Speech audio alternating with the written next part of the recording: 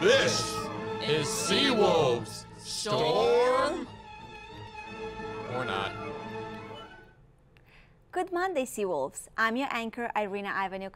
I'm happy for my Ukrainian countrymen's and countrywomen's big victory over the Russians in taking back the key railroad town of Liman. Here in New York, the fact that today is Mean Girls Day has my peers thinking of their high school years. The film Mean Girls came out in 2004. I've been talking to Aaron more and more. On October 3rd, he asked me what day it was. It's October 3rd. 2 weeks later, The film set a certain style for certain girls. I hope you don't run into any mean girls today. Let me remind you that this broadcast is a collaboration between the students at the School of Marine and Atmospheric Sciences and their brothers and sisters at School of Communication and Journalism. Let's hear about today's forecast from our senior journalist, Major Catherine Procacci. Kat? Thank you, Irina.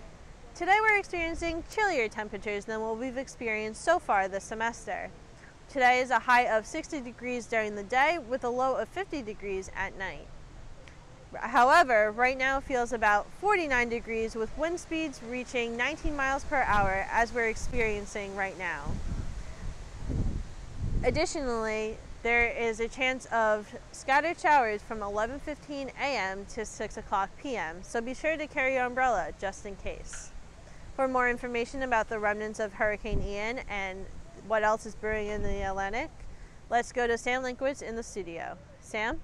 Thanks, Kat. Hurricane Ian, the 9th named storm and 4th hurricane of the 2022 Atlantic hurricane season, has caused devastation in communities of Florida and South Carolina. Right here, this is a satellite image of what's left of Hurricane Ian as it's making its way up the coast. So this is what we felt this past weekend. Hurricane Ian made landfall in Florida as a Category 4 hurricane with max wind speeds reaching about 155 miles per hour. Fort Myers and Naples were among the hardest hits, and homes and businesses were flooded or swept away. Catastrophic wind took down trees, roofs, and power lines, and rainfall totaled an amazing 20 inches in such a short period of time. In the middle of all this, there was a phenomenon called a reverse storm surge in Tampa Bay. Strong winds from the rotating storm actually pulled water away, exposing the sea floor, which is usually under about 12 feet of water. Here you can actually see people ventured out onto the sand that was exposed and just in awe of all of this strange occurrence. After Hurricane Ian flooded Florida, it made a second landfall on Friday further up the coast in South Carolina as a Category 1 hurricane with wind speeds about 85 miles per hour. Officials are still trying to figure out how much destruction and loss of life Ian caused. And hurricane season isn't over. Looking into the Atlantic right now, we have two areas of interest, specifically with this orange X right here off the coast of Africa near the Cabo Verde Islands that has about a 50% chance of developing into a cyclone within the next 48 hours. Our hurricane team will be tracking the storm in the coming days. Back to you at the desk. Thanks, Sam. I'm glad that hurricane stayed far away from us. Perhaps the men's football team is following the lesson from some hurricane fans. Disappointment. They lost again, lost 27-10 against William and Mary. Our wonderful women's soccer team lost as well. They were shut out 1-0.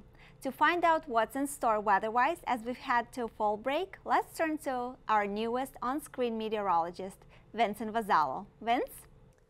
Thanks, Irina. As you can see behind me, courtesy of Earthcam, it's a breezy day in the Stony Brook village. As much as I've been hoping for some brisk fall weather, this is quite the rude awakening. Today we can expect a chance of scattered showers, and we anticipate a rainy Tuesday and Wednesday to follow. High temperatures on Tuesday will reach 59, and we'll only see a little nighttime cooling with a low of 54. On Wednesday, the high will reach 65, and the low will come down to 55. We catch a break on Thursday and Friday, with mostly sunny skies and high temperatures reaching 72 degrees. We're going to experience a cold snap this weekend, however, as a cool air mass will bring highs down to 59 on Saturday and 62 on Sunday, despite skies remaining mostly sunny. Remember that in the fall, temperatures do tend to fall. Back to you, Irina. Thank you, Vincent. Gloomy days can be productive days. If you are not seduced to go outside, you can study for the midterms. Myself, I did never clue about this mean girl stuff. I'm not mean by nature, but this week I'm inspired. Let me tell you a story. A few months ago, a Ukrainian singer adopted an old Italian anti-fascist song, put it in their and my native language, and 2 soldiers performed it. Одного ранку, ще на світанку, земля здригнулась і враз закипіла наша кров, ракети з неба, колони танків і заривів старий Дніпро. Ракети з неба, колони танків і заривів Now some старий. brave women in Iran have shed their hijabs and taken the original Italian song and translated it into Farsi. خاک این گندم تو خیابونه خوشه خشم من و تو تشنه بارونه حق ما کم نیست زانوی غم نیست قلب ما که دور از هم نیست دنیای تازه این یه آغازه پنجره تا رویا بازه. Twitter is carrying this protest song around the world, even if the internet is often shut off in Iran. The tune is becoming something of a theme song of the young people in that Islamic Republic who want greater freedom and the right to decide for themselves to cover their hair or not. My support is with them. Next week is fall break, so we will be back in 2 weeks. I'm Irina Ivanuk. Thank you for tuning in. خاک این گندم تو خیابونه خوشه خشم من و تو تشنه بارونه حق ما کم نیست